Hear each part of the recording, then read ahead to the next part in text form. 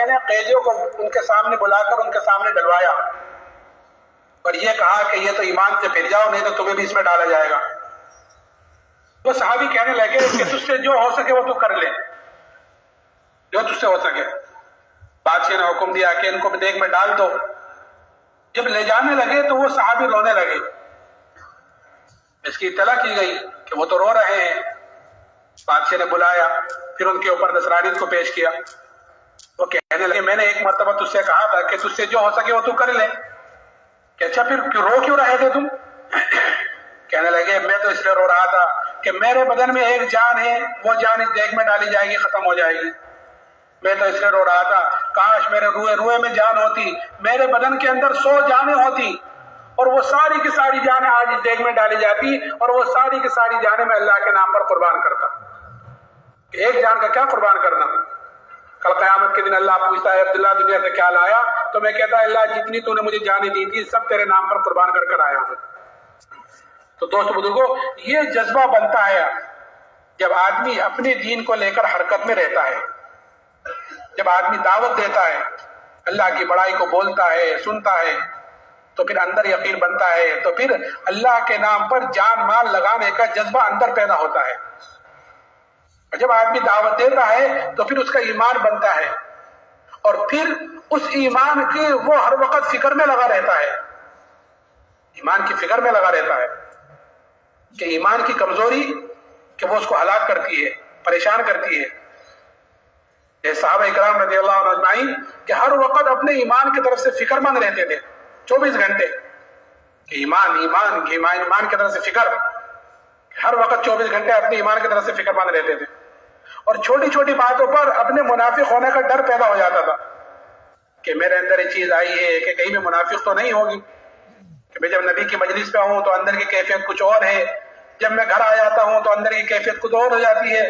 کہ حنظلہ کہتے ہیں کہ کہیں میں منافق تو نہیں ہو گیا، کہ اندر کی کیفیت کچھ اور ہے، نبی کے سامنے کی کیفیت کچھ اور ہے، گھر آ جائے تو اندر کی کیفیت کچھ اور ہے کہ کہیں میں منافق ہوں. تو یہ کہہ کر باہر نکلے کہ نافق حنظلہ. ابو بکر صدیق سے کہا کہ منافق حنظلہ تو منافق ہو گیا. وجہ پوچھی کہ کیوں کہہ رہا ہے تم حنظلہ منافق ہو گیا؟ وجہ بتلائی کہ جب ہم نبی کی مجلس میں ہوتے ہیں تو اندر کی کیفیت کچھ اور ہوتی ہے اور جب گھر آ جاتے ہیں، بیوی بچے پاس آ جاتے ہیں تو وہ کیفیت ختم ہو جاتی ہے جو ہم نبی کی مجلس میں ہوئی. حضرت ابو بکر نے فرمایا یہ کیفیت تو ہمارے اندر بھی ہوتی ہے، چلو چل کر حضور سے پوچھتے ہیں. تو اتنی سی بات پر اپنے منافق ہونے کا ڈر پیدا ہوا.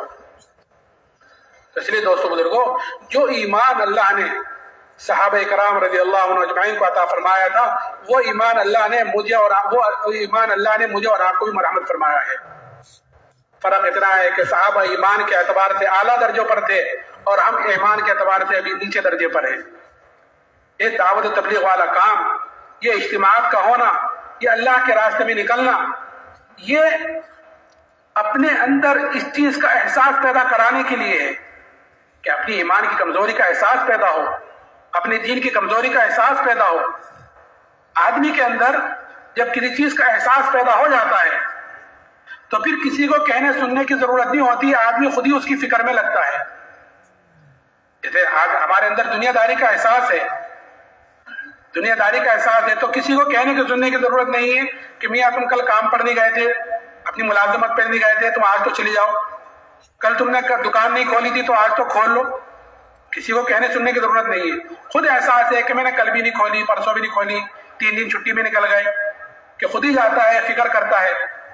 ایسے ہی اللہ کرے یہ احساس ہمارا ایمان کے اعتبار سے ہو جاوے، دین کے اعتبار سے ہو جاوے کہ میری نماز چھوٹ گئی تو اس کا غم ہو رہا ہے.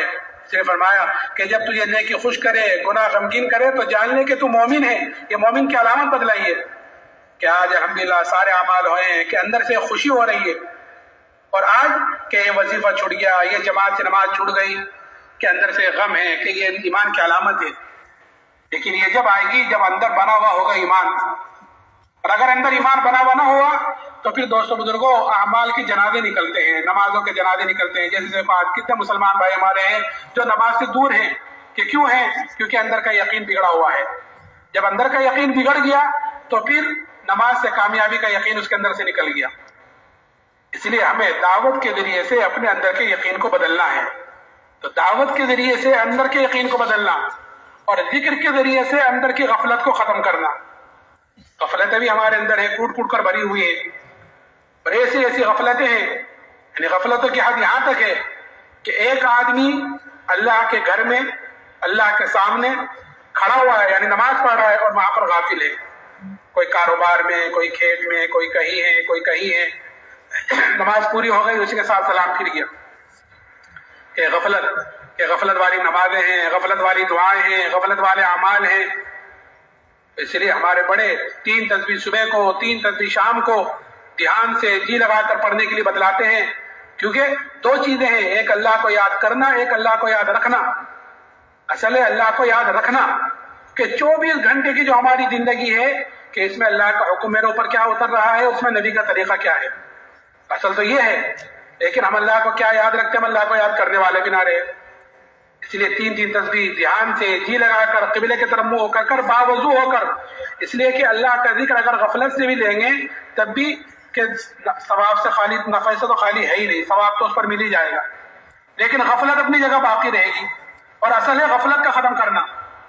اس لیے باوضو ہو کر قبلے کی طرف منہ ہو کر ایک ایک چیز پر غور کرتے ہوئے، ایک معنی پر غور کرتے ہوئے کہ ہم جتنا اللہ کا ذکر کریں گے اتنا ہی اللہ کا دھیان آئے گا، جتنا اللہ کا دھیان آئے گا اتنا ہی عملوں کے اندر جی لگے گا، مزہ آئے گا. کریں گے انشاءاللہ. اب تھوڑا سا وقت باقی ہے، عصر کے بعد کا وقت ہے، جمعے کا مبارک دن ہے. ایک گھڑی اس وقت ایسی ہوتی ہے جس میں دعائیں قبول ہوتی ہے. ہر آدمی اللہ کی طرف متوجہ ہو، اپنے لیے، پوری امت کے لیے ہدایت کی اور معافی کی درخواست کرے. اللہ تعالیٰ قبول فرماوے.